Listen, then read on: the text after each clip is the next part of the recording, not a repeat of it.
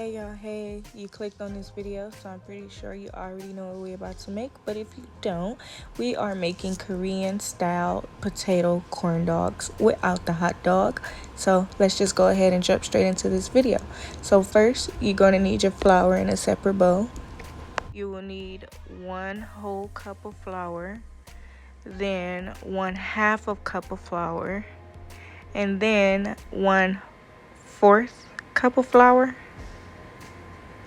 In a separate bowl, you're going to do 1 cup of warm water, 2 tablespoons of sugar. Use whatever sugar you have on hand. I use granulated sugar, and it was the non-bleached one.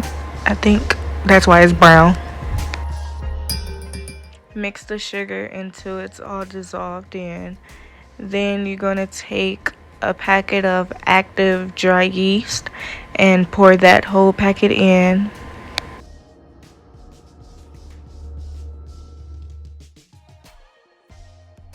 You're going to go ahead and mix that all in until it's all combined, making sure there is no lumps in it. Also, you're going to add in 1 teaspoon of salt, whatever salt you have on hand. I had whole salt with black peppercorn. That's the little black stuff that you will see throughout it. So this is the yeast all set in. So now what you want to do is take your dry and wet mix and mix it all together. You can gradually pour it in or pour it in all at once. If it becomes too dry, you can add in a little bit more of warm water, but you do not want your mix to be dry. You want it to be wet and tacky. Sorry, I'm about to go out of focus because shit was getting real with this batter. So right here, your batter looks kind of dry-ish. If you want to, you can go ahead and add in a little bit more water. However, I did not. And this is how it looks. Then you're gonna go ahead and cover it up for an hour and let the dough rise.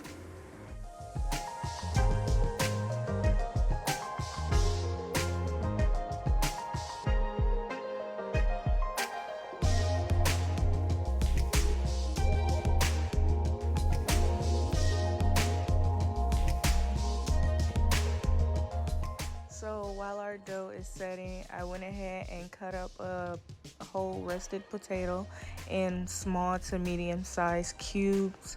You do not want them too big because they will make it too heavy on the stick and it will be a mess.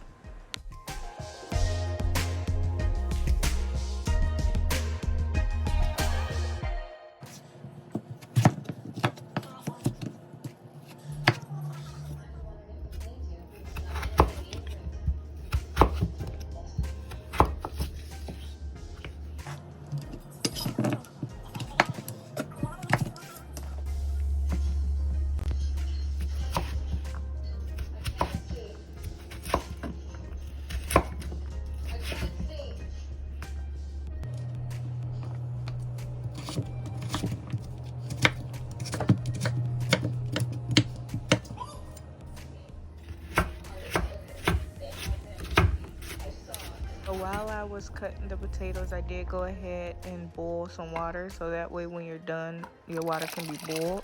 So we're going to blanch the potatoes for 2 to 3 minutes, and then this is the cheese that we will be using. Use whatever mozzarella cheese of your choice. Also, I use chopsticks because I didn't know I was out of the regular sticks. So yeah, just be very careful adding your cheese to your sticks because it will bust open, considering the fact that these are string cheese. So now our 2 to 3 minutes are over. We're going to take the potatoes and dry them off. You can use a napkin or a towel. And then you're going to add a little bit of flour to the potatoes just to coat them just a little bit and shake off all the excess. So now we're going to go ahead and start making an assembly line. So we're going to have our potatoes you're gonna use your breadcrumbs. These are the breadcrumbs that I use, the Japanese style panko breadcrumbs. Pour that where I have the potatoes at. And this is the dough after an hour. It has risen. So now we are about to start dipping our cheese stick inside the batter.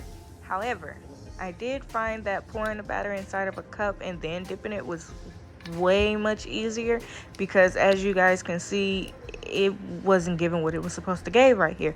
One, the batter is too thick. Two, it just wasn't giving. So cup, batter. Also, key is to make sure that whatever stick you are using is strong enough, because again, the batter is thick. Look at it.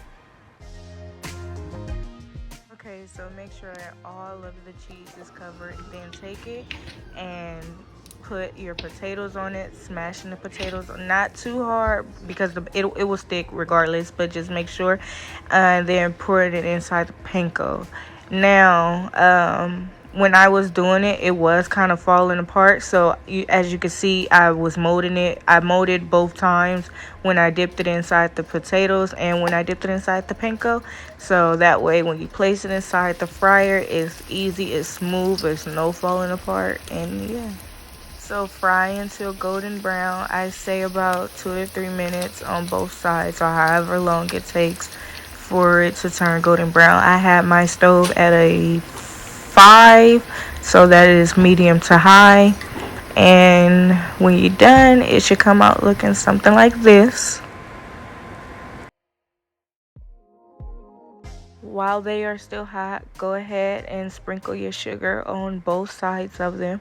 This step is not optional. Also, you can use some sriracha mayo or some sriracha ketchup, or just ketchup and mustard, and pour it over it. This is sriracha mayo, and it looks like this, y'all. Watch the cheese pool.